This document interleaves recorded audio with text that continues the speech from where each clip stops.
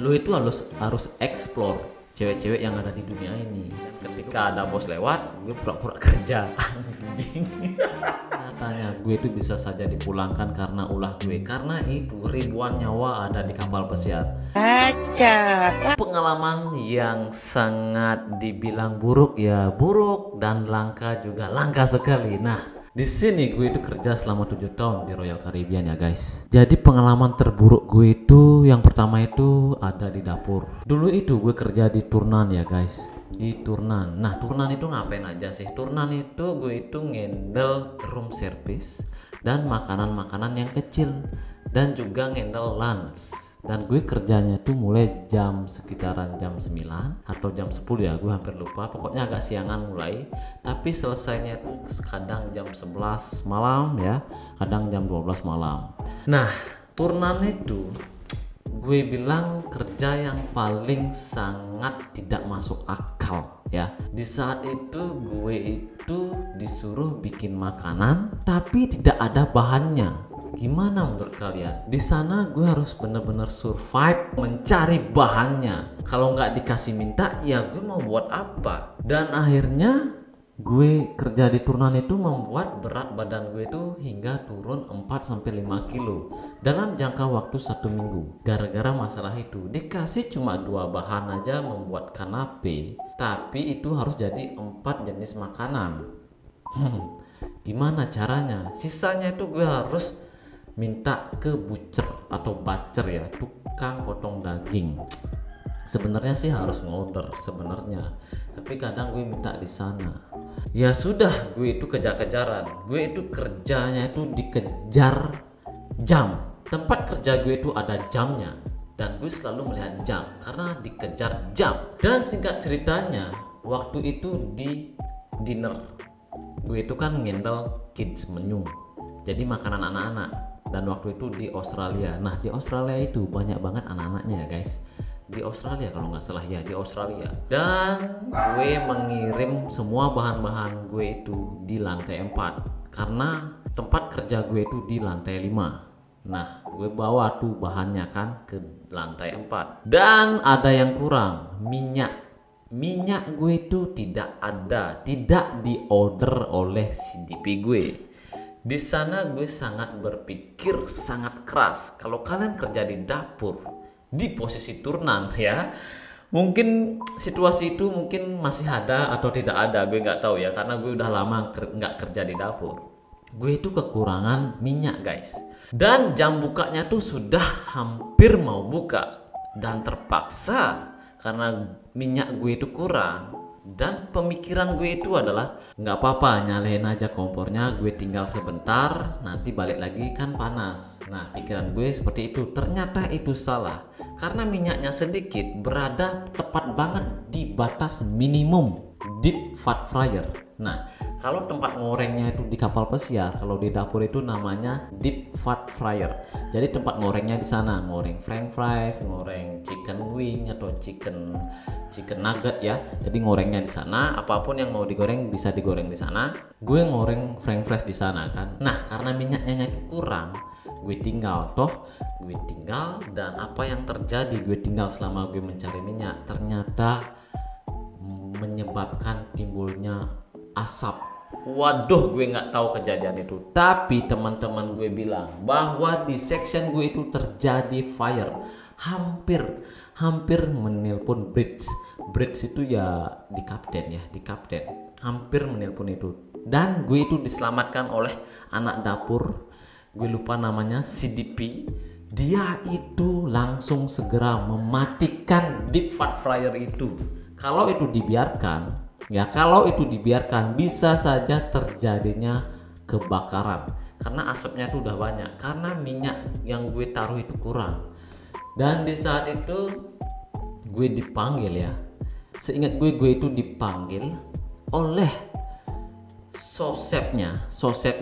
Gue itu belum masuk ke kantor, baru dipanggil oleh sosepnya saja ya. Kenapa kamu bisa begini? Dan gue bilang gue itu nggak punya minyak, gue lagi ngambil minyak di atas, ternyata tidak ada. Itu ditinggal cuma sebentar doang loh, sudah terjadi asap, apalagi ditinggal lama. Dan akhirnya Dari perbuatan gue itu, akhirnya semua anak dapur itu dikasih training tentang deep fat fryer. Aduh, gila nggak itu? Gila banget guys. Gara-gara gue, semua anak dapur dikasih training tentang deep fat fryer dan oven juga. Gue itu sudah malu banget.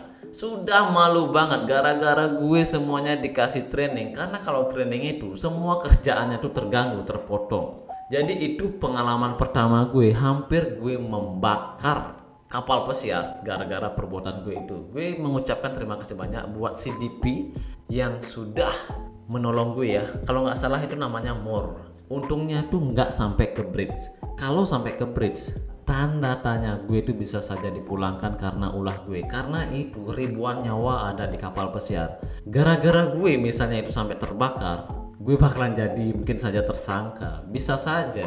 Dan yang kedua itu adalah ini di luar jam kerja ya. Dulu gue itu bukan pemabuk. Gue sebelum kerja ke kapal pesiar itu, gue itu bukan pemabuk, bukan peminum. Tapi tidak tahu kenapa, sejak gue kerja di kapal pesiar, gue itu jadi peminum.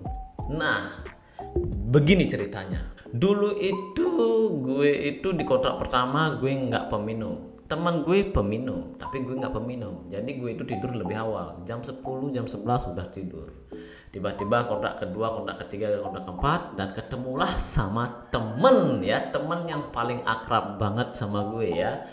Gue nggak perlu bilang namanya, temen yang paling akrab dan teman-teman yang sekitar juga akrab banget ya. Jadi agak ya kayak bersaudara gitu ya. Jadi satu kamar. Dan gue itu sudah pindah di housekeeping dan beliau itu kerja di dapur, dan akhirnya dia itu suka minum dan akhirnya gue suka minum juga ya, karena dia suka minum ya, dikasih minum yang bagus ya.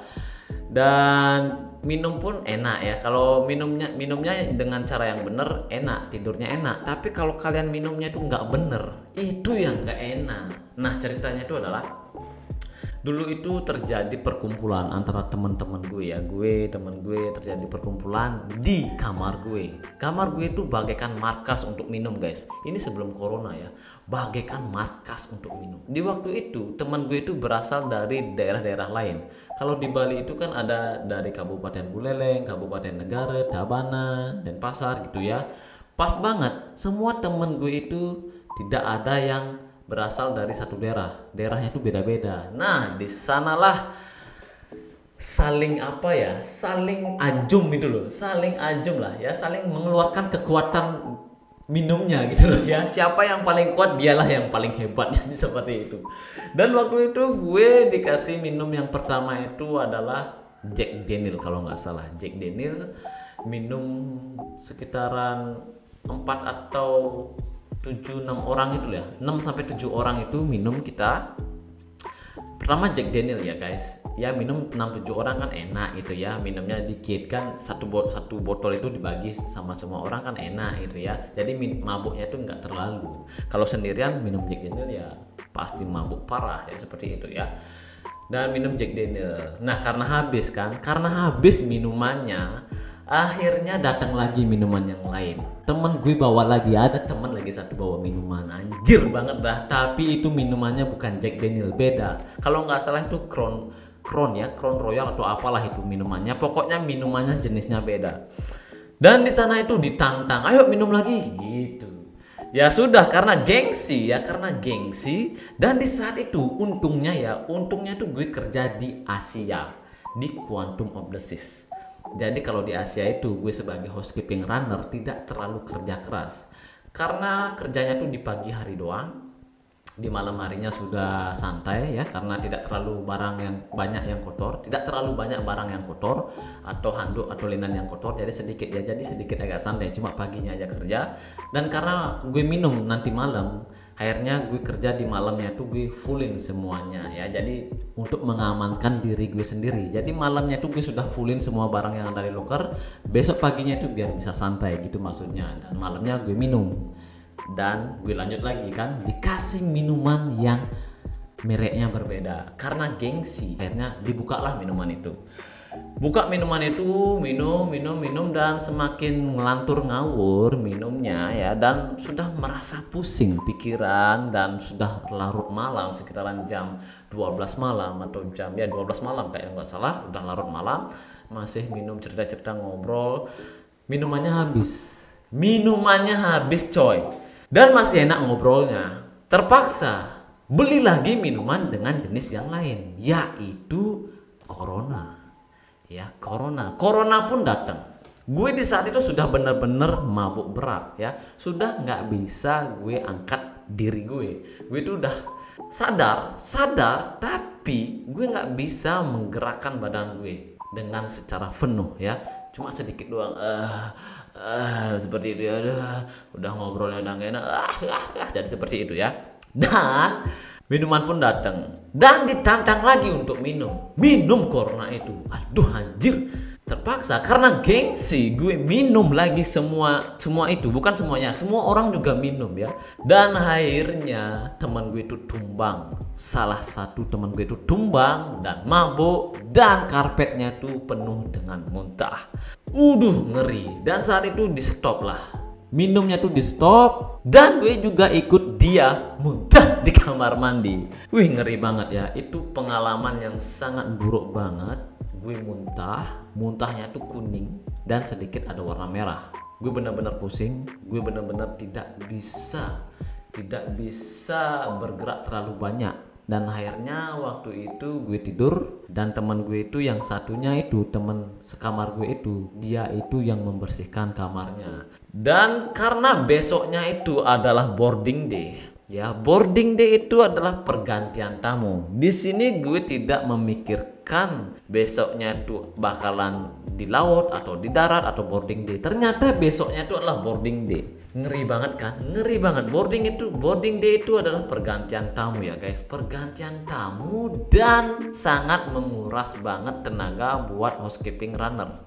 Jadi gue itu harus kerja keras untuk membawa barang-barang kotor seperti towel, linen dibawa ke laundry. Itu benar-benar harus kerja keras ya di boarding day itu.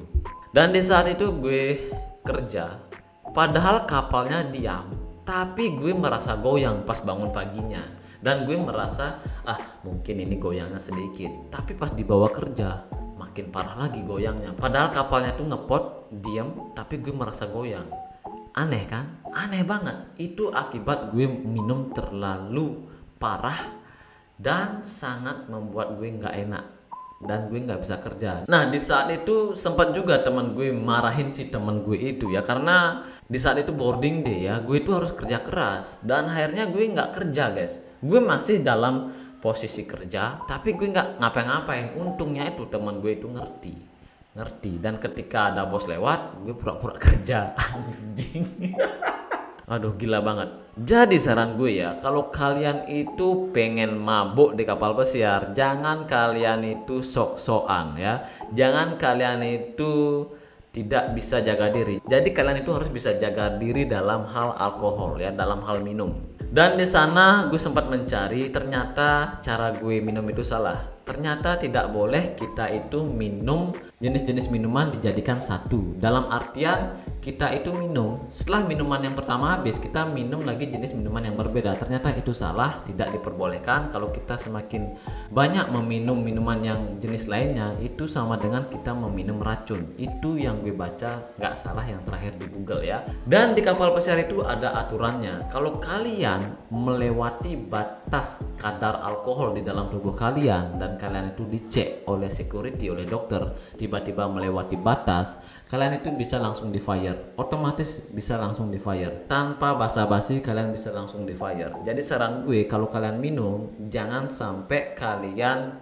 dalam keadaan mabuk di saat kerja. Yang gue tahu ya, kalau kalian minum itu 4 jam sebelum kalian kerja itu tidak boleh minum. Tidak boleh minum terlalu banyak, karena bisa saja kadar alkohol kalian itu tinggi, dan tidak tahu juga kalau kalian dicek random kadar alkohol kalian, bisa dipulangkan oleh company ya. Dan yang terakhir adalah pengalaman gue waktu ini kontrak terakhir ini ya, di waktu corona ini gue itu kan kerja ya, dan tiba-tiba ada seorang wanita berkulit rada hitam ya. Ini nyata ya guys, nyata. Gue pertama kali gue digituin. Si cewek ini nanya sama gue, dia ini bersama temennya 2 orang kalau nggak salah, seingat gue 2 orang sama ya, berkulit hitam. Dia nanyain ke gue, kamu baru join? Bilang gitu, ya gue baru join. Terus dia bilang kayak gini, oh kamu bagus bodinya, bilang gitu ya. Gue itu kan nge-gym dulu ya di kapal pesiar, dibilang bagus. Oh gue bilang terima kasih gitu ya. Terus dia bilang kamu udah nikah? Aku bilang udah nikah, karena benar gue udah nikah ya, sebelum itu gue udah nikah. Terus dia nanyain sama gue, nantangin ya. Dia bilang begini, kamu udah pernah nyobain cewek hitam? Bilang gitu anjing, bilang gitu sama gue kan nggak ngerti apa maksudnya. Maksud lo apa? Gue bilang gitu kan, ya gitu. Nah gitu itu ya wi astaga, dia nantangin guys. Terus dia bilang begini, lo itu sebagai cowok Asia, lo itu harus explore cewek-cewek yang ada di dunia ini. Lo kan belum pernah nyobain cewek hitam, lo bisa aja nyoba sama gue. Bilang begitu guys, bilang begitu anjing. Pertama kali gue lihat cewek kayak gitu, anjing banget. Kayaknya dia tuh lebih dewasa daripada gue. Dia bilang gitu, gue bilang oh sorry, thank you, bilang gitu ya. Gue ketawa aja. Itu pengalaman gue yang paling langka banget, dan membuat gue itu keringat gue keluar anjing ditanya seperti itu. Bangsat banget itu ya. Itu kisah nyata gue kerja di kapal pesiar guys, gila banget. Jadi cuma 3 saja pengalaman gue yang paling buruk dan paling langka di kapal pesiar. Sampai jumpa lagi di next video. Bye bye.